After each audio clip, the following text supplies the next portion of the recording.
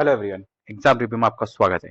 आज के लिए बिग अपडेट आपके लिए ये है कि यूपीपीसीएल में एग्जीक्यूटिव असिस्टेंट की पोस्ट निकली हुई है, और वो भी 100-200 नहीं, मिनिमम 1000+ वैकेंसी निकली हुई है। ठीक है गाइस, अगर आप इसके लिए एलिजिबल हैं या नहीं, आप इस वैकेंसी के बारे में अगर आप और जानना चाहते हैं तो प्लीज़ वीडियो को पूरा देखिएगा। चलते हैं स्टार्टिंग से। सबसे पहले इस पोस्ट से रिलेटेड इंपॉर्टेंट डेट्स जो भी हैं, कब क्या होने वाला है, तो उसको जान लेते हैं। जो इंपॉर्टेंट डेट्स हैं आपकी वो ये है कि जो एप्लीकेशन स्टार्ट होगा वो 19 तारीख से होगा, मतलब 19 अगस्त। अभी आया नहीं है, आज 8 अगस्त है डेट। ठीक है गाइस, है ना। तो 19 अगस्त से स्टार्ट होगा और लास्ट डेट होगी 12 सितंबर। ठीक है।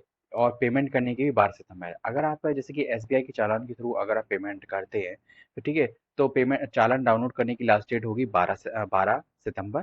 ठीक है। और पेमेंट और मतलब वो चालान कंफर्म होने की लास्ट डेट होगी 14 सितंबर।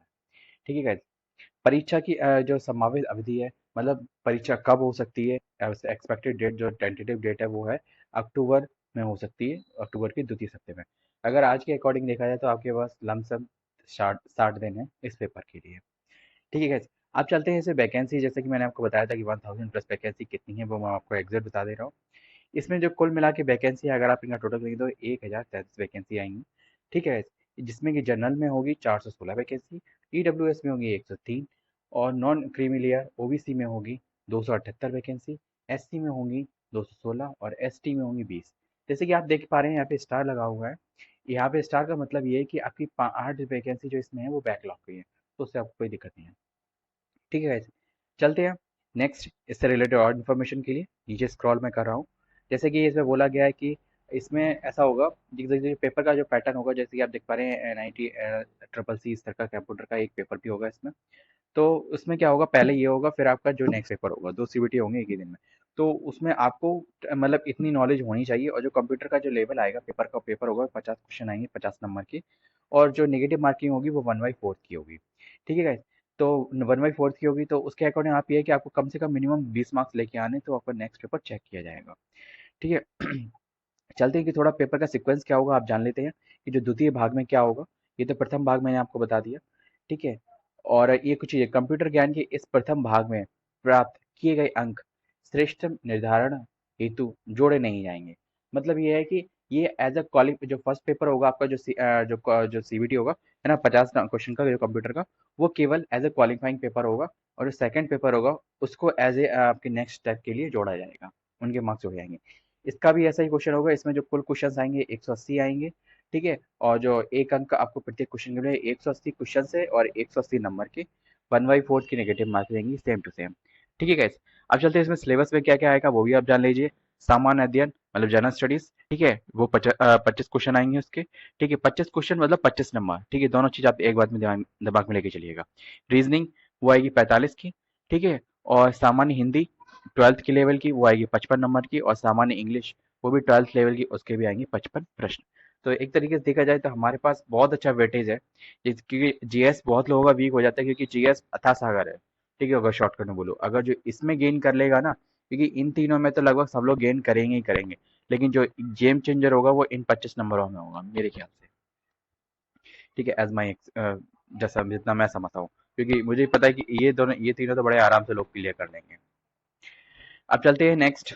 इसमें जो इसमें टाइपिंग होगी, जो थर्ड भाग होगा, जो मतलब प्रक्रिया में है ना, जब आप सीबीटी 2 भी क्लियर कर लेंगे, टीबीटी मतलब आप एक पर्टिकुलर मार्क्स क्लियर कर लेंगे, कट ऑफ। ठीक है, तो इसका जो तृतीय भाग होगा उसमें आपकी एक टाइपिंग टेस्ट होगी, जिसमें कि 30 वर्ड प्रति मिनट हिंदी के होंगे और 35 वर्ड प्रति मिनट इंग्लिश में होंगे। ठीक है। और जिसमें टंकण हेतु 20 अंक निर्धारित होंगे। ठीक है, आपको 20 मार्क्स मिलेंगे। ठीक है।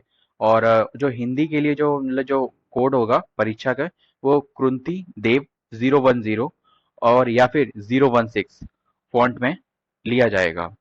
ठीक है, आपको ये चीज का बिल्कुल बहुत अच्छे से ध्यान रखना है। आप चलते हैं इससे रिलेटेड और इन्फॉर्मेशन के लिए नीचे चलते हैं।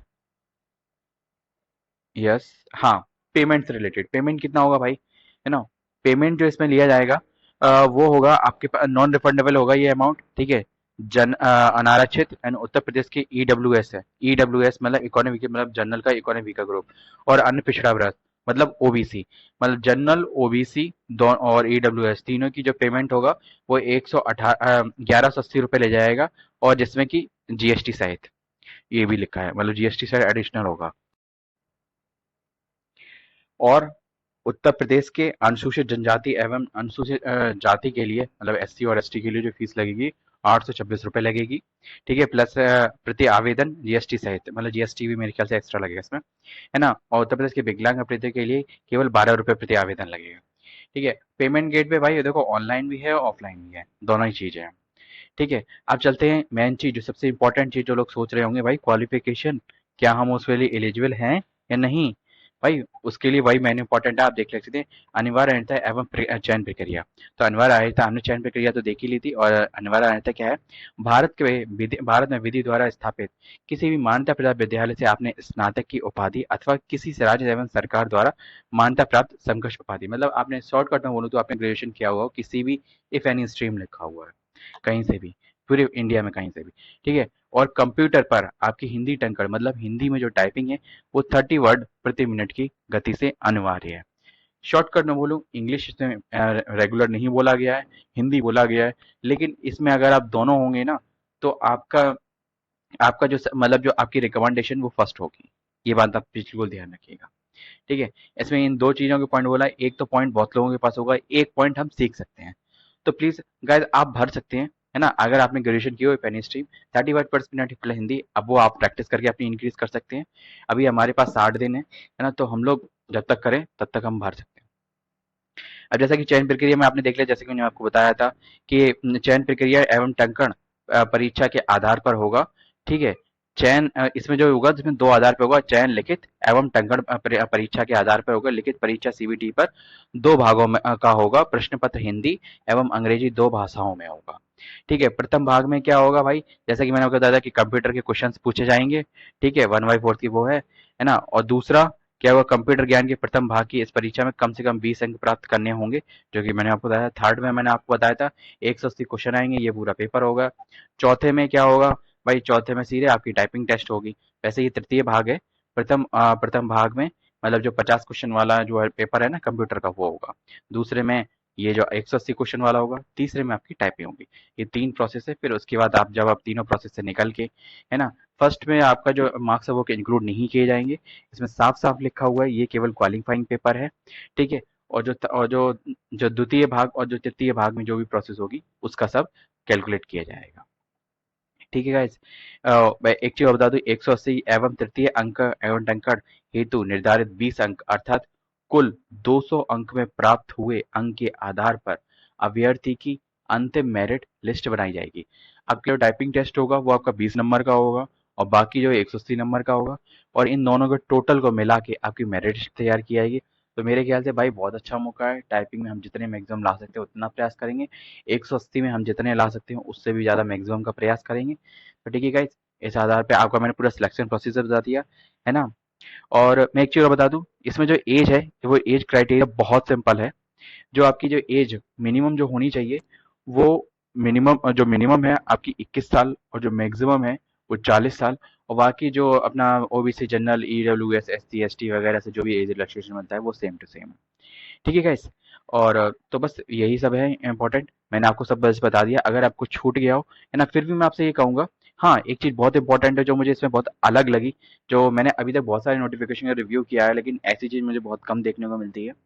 ठीक है, इसमें साफ दिया गया है जेड स्कोर नॉर्मलाइजेशन, मतलब normalisation for the each candidate. आपकी जो जैसे कि 2 शिफ्ट में एग्जाम हो, 3 शिफ्ट में एग्जामिनेशन हो, तो जो उसका जो नॉर्मलाइजेशन प्रोसेस है ना, वो कैलकुलेशन इन्होंने पूरा एक फॉर्मूला बना के दे दिया है, जो आप स्क्रीन पे अभी देख रहे हैं। ठीक है, इसी के आधार पे आपकी जो नॉर्मलाइजेशन है, जो आपका स्कोर है ना, जो तीनों शिफ्ट का मिला के कैसे किया जाएगा, तो वो चीज़ उन्होंने फॉर्मूला दे दिया है। आप चाहें तो खुद भी कैलकुलेट कर सकते हैं। तो ठीक है गाइस, मैंने लगभग सारी इन्फॉर्मेशन दी, अगर कोई छूट गई तो उसके लिए सॉरी, है ना। आप कुछ भी चाहें तो इससे रिलेटेड कमेंट बॉक्स में पूछ सकते हैं। तो ठीक है, वीडियो इन्फॉर्मेटिव लगी तो वीडियो को लाइक, चैनल को सब्सक्राइब करना ना भूलें। Thank you.